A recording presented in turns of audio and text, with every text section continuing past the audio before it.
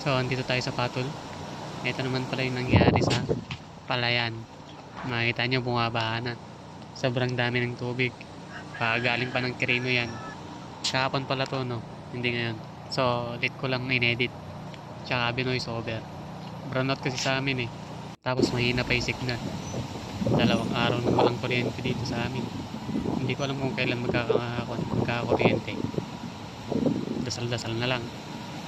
Kahit mainit paggabi, kailangan magtiis. Wala tayong magagawa eh. Bumagyo ba? So, lapitan natin to. Ito nga pala yung harapan ko yung pispan. Parang hindi na. Kasi, umapaw na yung tubig. Tapos dun sa pinakalikod, ilog yun. Buti hindi umapaw yun. Pero parang ilog na rin to. Kasi sobrang dami ng tubig. Hindi na mukhang Palayan to eh. Binagyo na nga kami, babayain pa. Grabe naman yan. 2-in-1 combo. Tapos mawawalan pa ng kuryente. Hirap talaga. So, yun lang. Salamat. Subscribe.